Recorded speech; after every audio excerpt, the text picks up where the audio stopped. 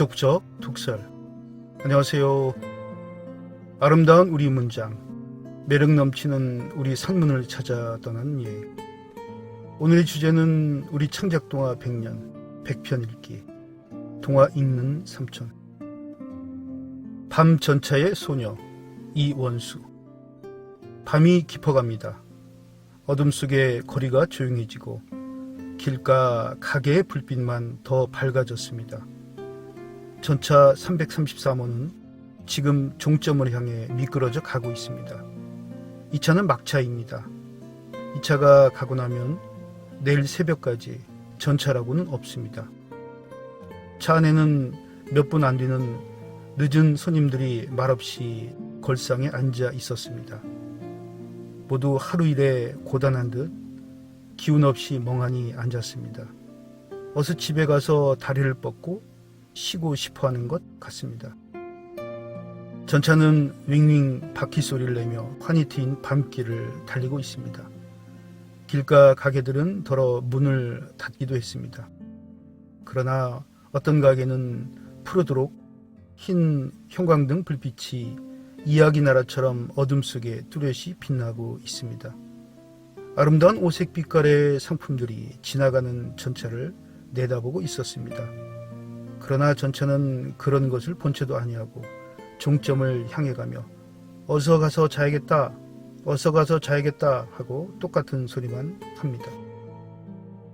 걸상에 앉은 손님은 모두 5분 뿐입니다.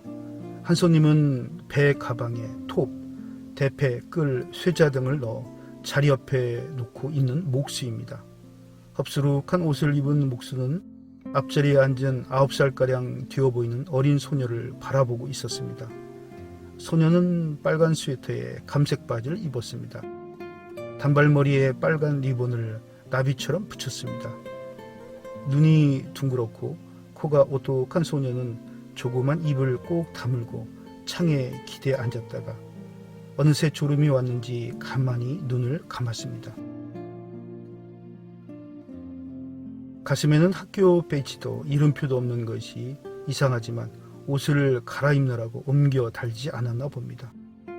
어딜 갔다가 혼자 늦게 오는 것일까 하고 목수는 잠이 든 소녀를 쉬지 않고 바라봅니다. 목수는 죽은 딸을 생각합니다. 그 애가 살았으면 꼭 저 아이같이 예쁘고 귀여울 것을... 망할 놈 같으니 이 아비를 두고 먼저 가버려 이 아비의 마음을 슬프게만 해놓고 다시 만나지도 못할 곳으로 가버리다니... 목수는 이런 생각을 하며 잠이 든 어린 소녀가 마치 죽은 자기 딸인 듯 그리움이 가득한 눈으로 지켜보고 있었습니다. 키가 큼직한 고등학교 학생은 가정교사의 일을 마치고 집으로 돌아가는 길입니다. 고등학생은 잠든 소녀를 물끄러미 바라보며 이런 생각을 합니다. 내 누이 동생같이 생겼구나. 어제는 산수 숙제를 해달라고 때를 쓰며 조르는 것을 뿌리치고 남의 집 아이 공부를 가르치러 부랴부랴 떠났었지. 영희는 그래 나를 원망하며 시무룩해 해서 내가 가고 난 뒤에는 울었을지도 모르겠구나. 아, 내 누이 동생의 공부를 가르쳐 줘야 할 텐데... 지금쯤 집에 가면 벌써 곤히 잠이 들었을 테지... 고등학생은 제 누이 동생이 가엾다는 생각을 하며 잠든 소녀를 바라봅니다. 학생의 눈에 그 소녀가 꼭 제 누이 동생 같아 보입니다. 고운 비단 옷을 입은 부인 한 분은 내일 학교에서 가르칠 음악 교재에 대한 생각을 하다가 음악 생각은 잊어버리고 지금 잠든 소녀를 바라보고 있습니다. 부인은 그 소녀의 잠든 모습이 하도 귀여워서 저런 아이라면 어쩐지 피아노를 잘 칠 것만 같은 생각을 합니다. 저놈은 내가 붙들고 피아노를 가르치면 꼭 천재적 음악가가 될 것 같건만... 세상에 이름을 떨칠 재주가 저 하얀 이마 속에 가득 들어 있을 것 같은데... 이런 생각을 하는 음악 선생님은 그 귀엽고 재주 있어 보이는 소녀를 자기 집으로라도 데리고 가고 싶어서 못 견디는 것만 같습니다. 어디 사는 아이일까? 음악을 가르쳐준다면 좋아하고 따라올 수 있을까? 그러나 음악 선생님은 잠든 아이를 깨워 물어보지는 못합니다. 물어보았다가 괜히 고개를 젓기라도 하면 무안하고 남 부끄러워질 것만 같아서 차마 말을 못합니다. 그러면서도 그 잠든 귀여운 얼굴을 지켜보고 있습니다. 전차 가운데 문에 붙어 서 있는 차장은 피곤한 몸을 그대로 앉지 않고 서서 오면서 잠든 소녀를 바라봅니다. 어디서 내릴 아이인지 모르지만 내릴 정류장을 지나칠까 걱정되어 정류장에 닿을 때마다 소녀 쪽을 보고 어디요 하고 정류장 이름을 댑니다.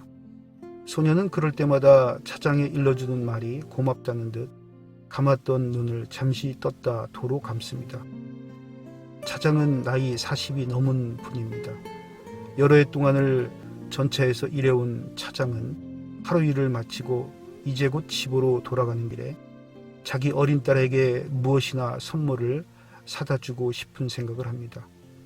돈 10원을 써서 캐러멜을 한 값 살까? 아니면 드롭스를 살까? 아니 연필이 몽당 연필이 다 된 걸 보았는데 연필도 사다 줘야 하지 않나?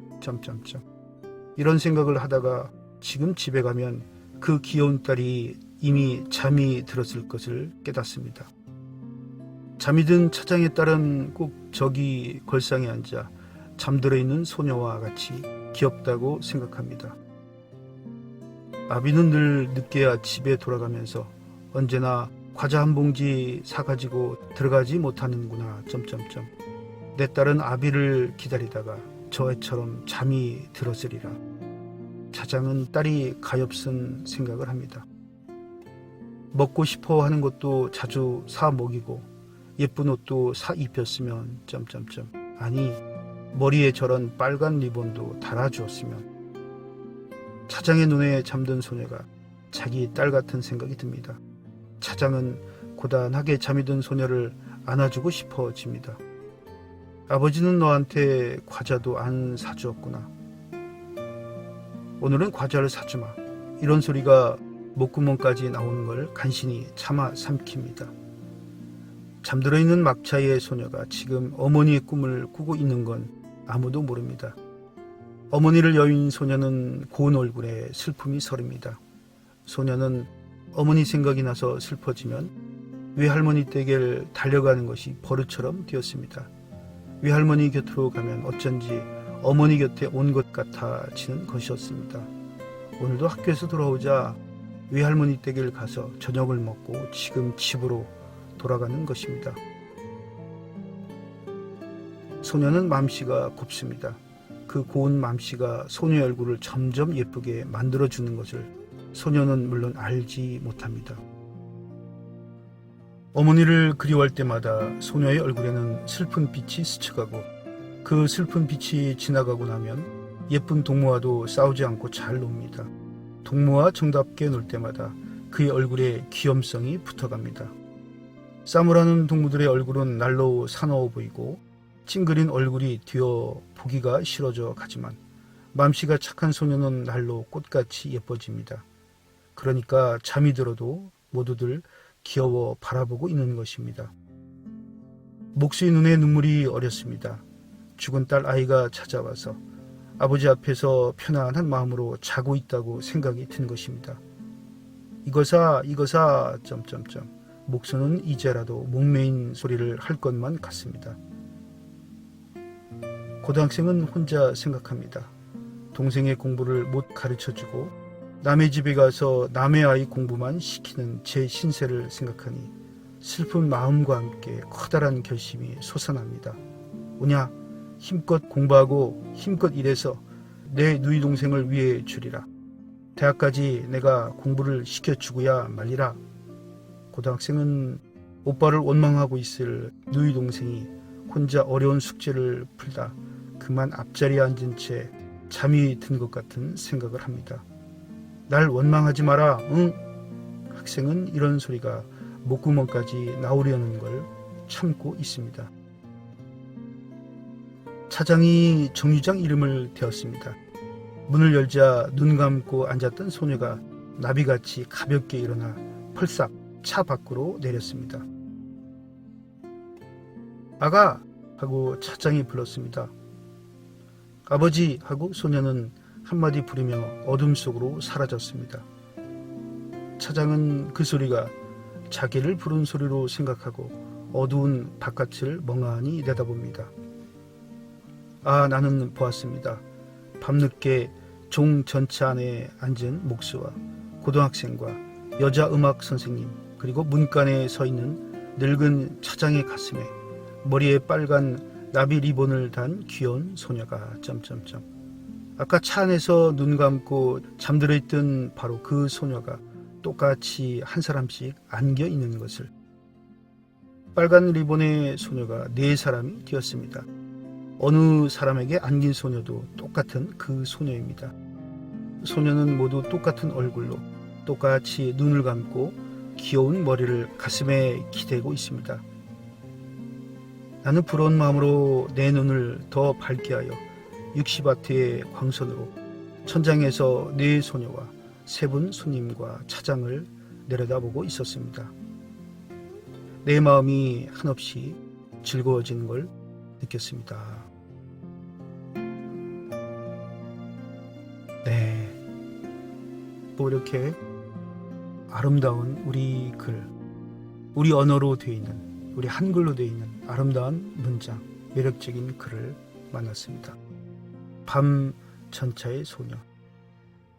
이 작품은 1958년 서울신문에 발표된 작품입니다.